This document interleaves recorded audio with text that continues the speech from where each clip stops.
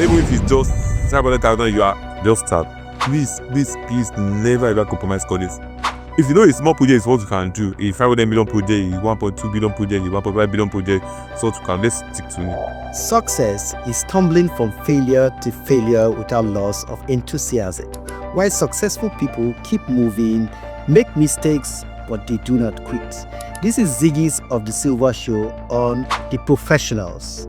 This is a show where we get successful people in their various fields, give us an insight how they got here, and some little tidbits. Stay with us, and this is an exciting journey for those of you who want to be successful and who love successful people.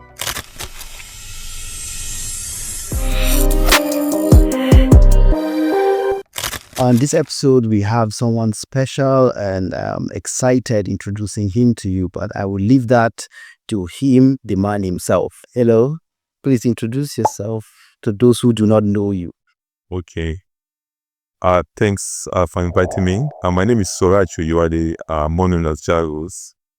I am currently the managing director of Jarus Homes and Investment Limited, which is a real estate and property development company.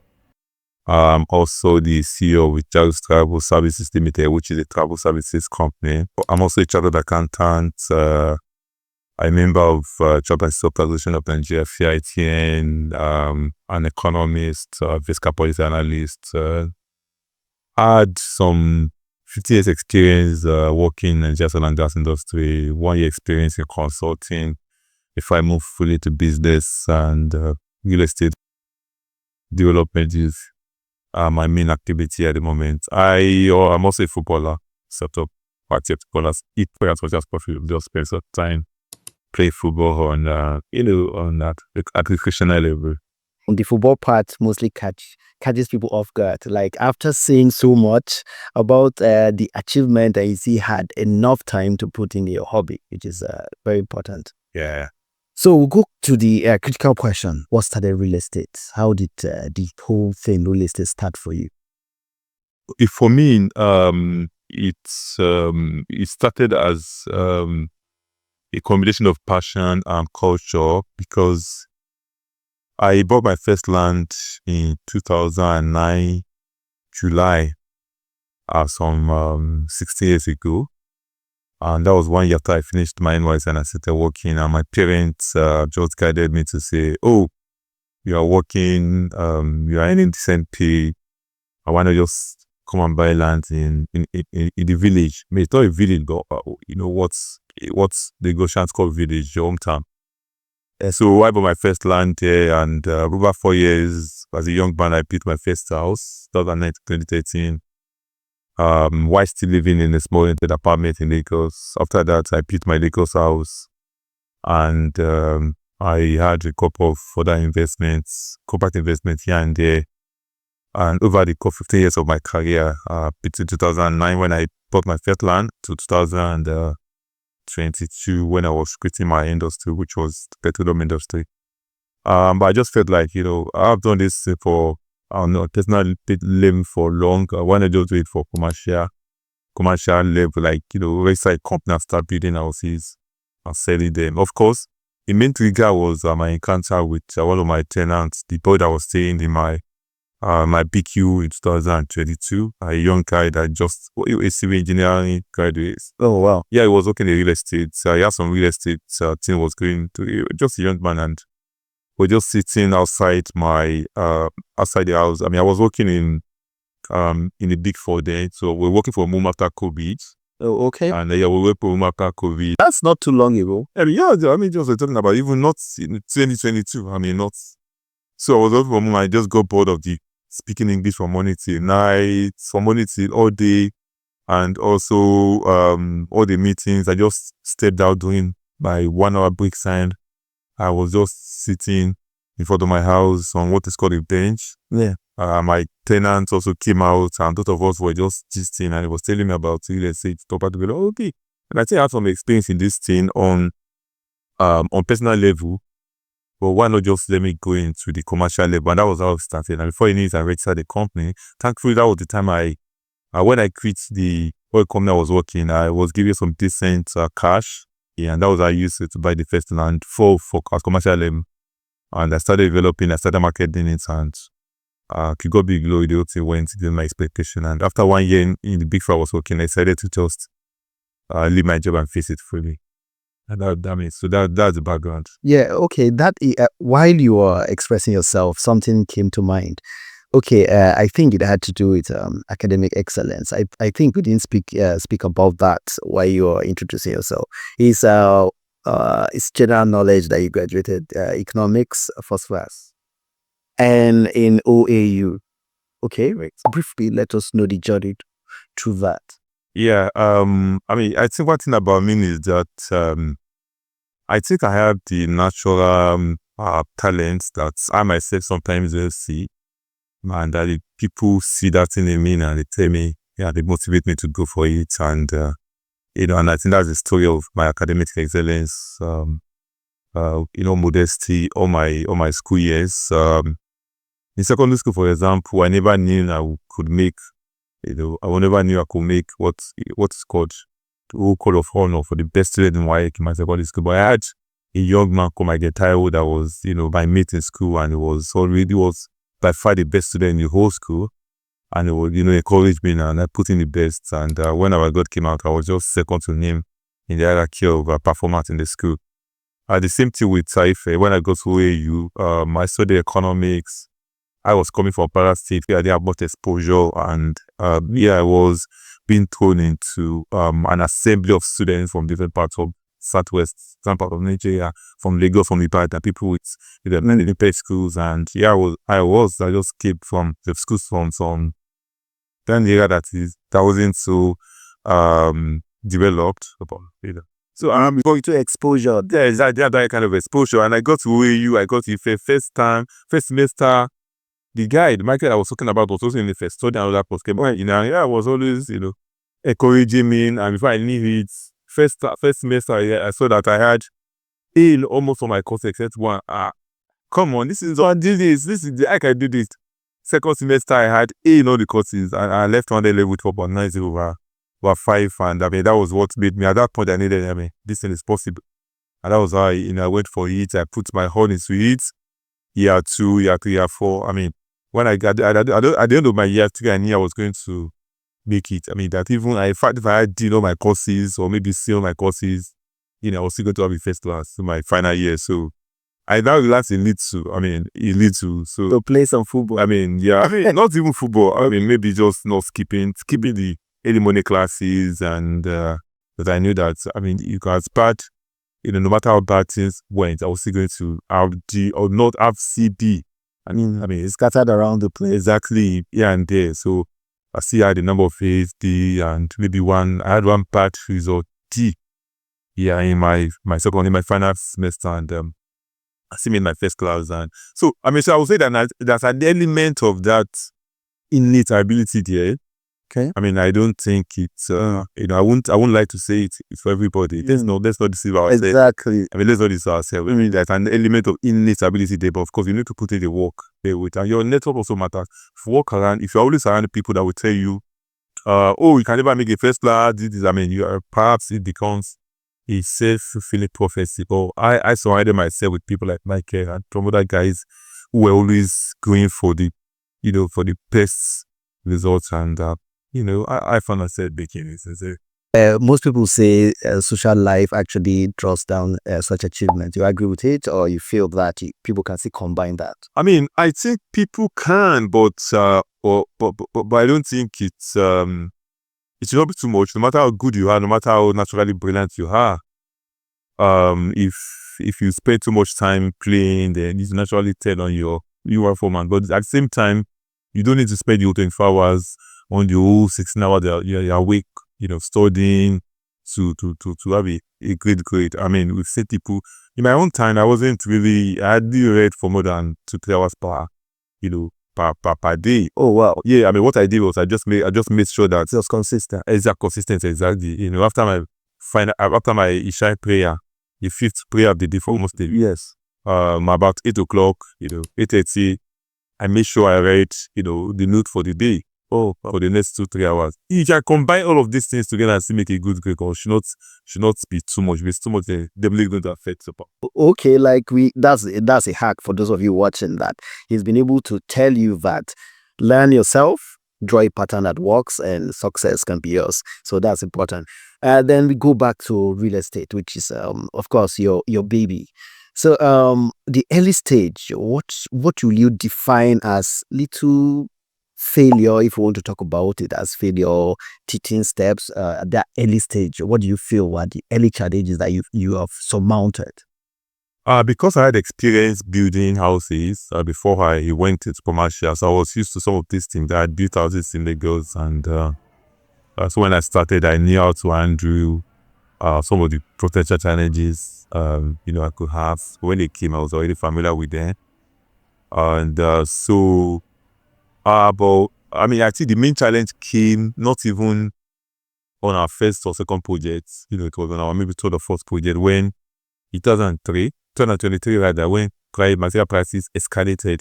Now, if you are planning on a project, you normally plan that, okay, worst case scenario, so you're going to do this in over 1 year, 1 month, maybe 30% increase in material prices. You put all of those things into your planning, okay?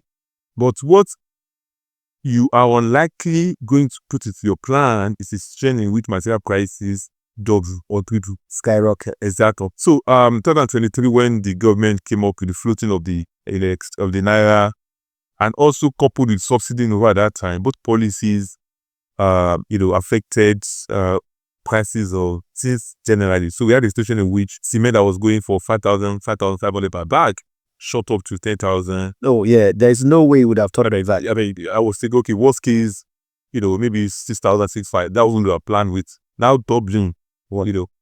Then iron, the ton of iron went from 500,000, 550,000 to 1.1 million, 1 million. I mean, it touched 1.2 million at some point.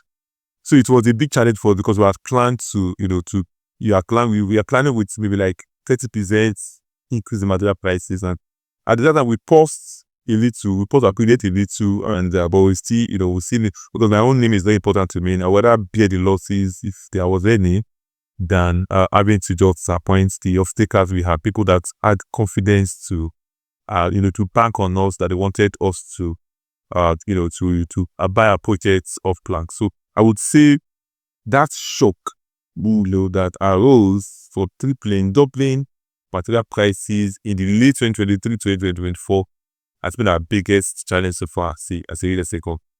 I think in that aspect we can say it's a success story, because that's and that's what people trust us, because a lot of people just abandon, lots of in fact just ran away. That's the second question I was going to ask. How did you make Jarus Homes a trusted name in the real estate industry, especially at this time where we have so many people defaulting in buildings, defaulting in salaries? I don't want to call names, but it's all over the place. Okay, good. I mean, first and foremost, my company benefits immensely from my own personal reputation, modesty. Okay. I have been someone that I've been known online for for over 15 years. I'm very active online for 2007 when I was even serving. Over the years, people knew me as that guy that was always, going all out for other people with respect to their education, with respect to their career, with respect to all of these things. And by the time I floated the company, they said, this guy never finding one thing for 30, 40 years of known him. They have had a lot of days with people. He's never found one thing. And I think we can solve this there. I mean, that reputation, yes, by company. In fact, the very first customer we had, in 2022, that was the very first project with we were still at foundation at that time. Okay. The guy, and we're marketing it online. The first guy just, after all these normal, questions and answers, he just said, you wrote me an email. You wrote an email to the company on, I think the email was 22nd August 2022. Said, we are proceeding with this transaction, that is buying this, being part of this project, buying this house of land, while it is then consulted, because of the personal reputation of the person behind this. So I mean, such person would have been observing me for that's on you to show your kids. Then when the company started, he said, I'm going to try this company, that I do make sure that I kept my promise. You know, whether lose money, I wouldn't lose my reputation because, I mean, our very first project, we finished it with, I mean, if we're going to finish it in 18 months, we finished it just straight for 13 months. On the rock project. So we're finishing projects on time, you know, and that's another thing. So my own personal reputation as, you know, as someone that, as an online personality, you know, we made sure that, you know, the company built some reputation too as a company that was always delivering projects. I mean, you know, within timeline and how to put costs. I mean, how to put prices, of course, and fair prices. Let's assume someone has 10 million. We know 10 million is a small money in the real estate business. Where will you advise, or what will you advise the person to do with 10 million? Within the real estate space. Yes, within the real estate space. I mean, real estate, I mean, 10 million cannot be the house, definitely. You can still get the 10 million naira land, but it has to be, you know, somewhere, definitely not within the main Lagos. Maybe, I don't know, there's like maybe somewhere, you know, Ekpe or Good. And they also made comments, because I saw that about a plan with the Jarus where people can come together and bring money together. Oh, sure. So I mean, that's a pool. I mean, for example, if I have a house of 400 million, if you don't have 200 million, you know, you can just, you know, 10 people can come together and buy a house of 100 million from us. You know, we accept that too. You know, so yes, I mean, 10 people with 10 million can come together and buy a house from us. They can put the funds together and, you know, use it to buy a house off plan. Often my wife finish or so. Then we finish, when construction finishes, we sell it at the higher price than the EU. Which can be in a space of 10, 12, 15 months. Exactly. Yeah. That's so now if they can do that for me, they want to just or so like that. But from the standpoint of his standalone investment, so I possibly have to look at land. It's like reliable land. Yes. Since you're trusted him, I'm sure people will want to look at that reliable land thing with you.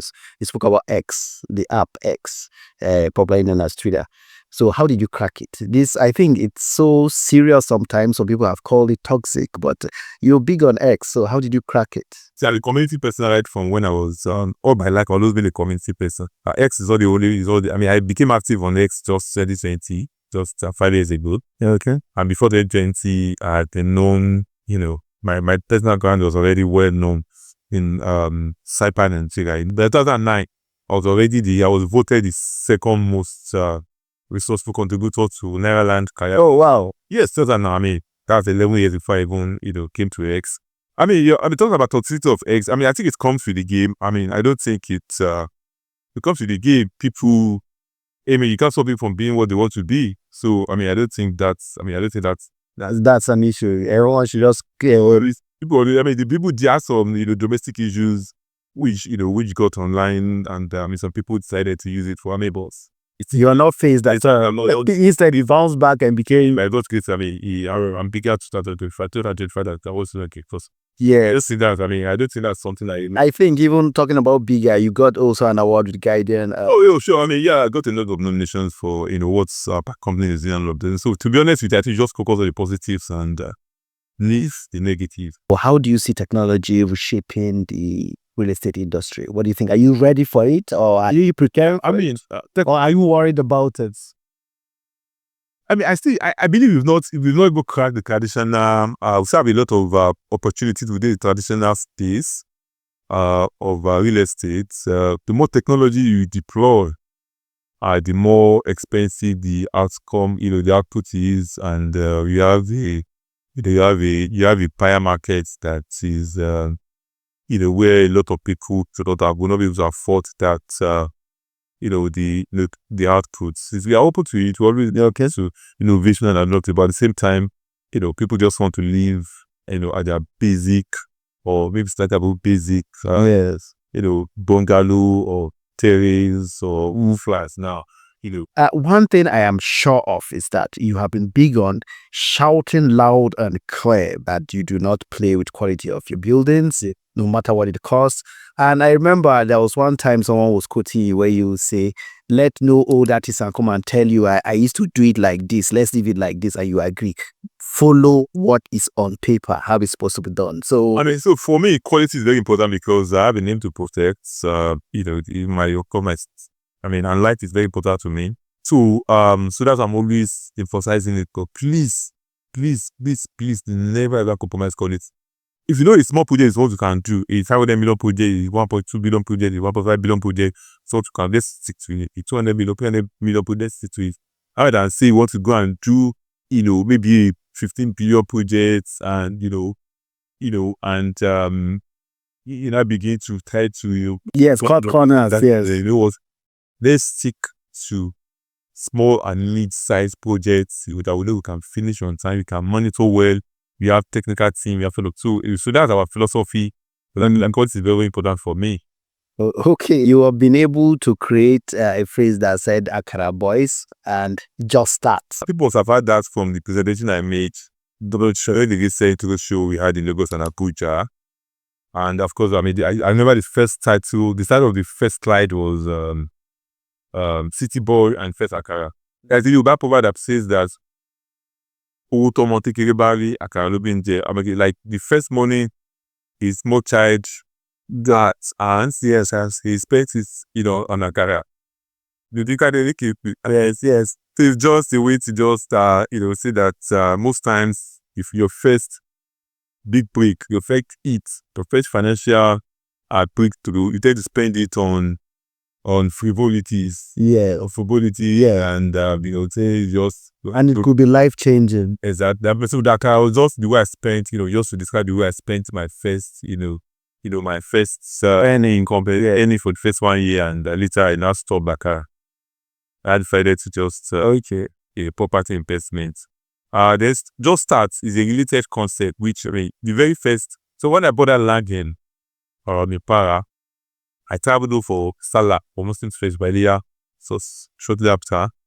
And I met our family birthday here, Alaji Moi, your family, but I told him that I wanted to build the house. How much did I need to? I was asking him how much I needed to build the house. And Edda, I was just 27 years old in 2009. And, I had the experience, man. Well, it's new that the call if you gave me an idea of the amount, I was going to be scared. You might run. If I run, I might not get this thing. Yeah, that's as it all starts. Even if it's just 500,000, you are just started. That was the advice man gave me. And it happened to be very good advice for me. And little by little, I was able to finish that. I was within over 4 years. 4 years. I spent 4 years to be the house. 12 as an under 30 years. Yeah, of course, that time. By the time I finished, I was already 30 years. I think with your journey, it looks like you have been around for so long because it's concentrated. I'm just 42. I'm going 43 in August, and but my life is probably documented. Everything is documented right up. 2008, I was 26 years, 7 years old. I want this to be a first on this show. Tell us one random fact. No one, most people don't know about you. One random fact. But I would say I drive automatic car with 2 legs. Oh wow!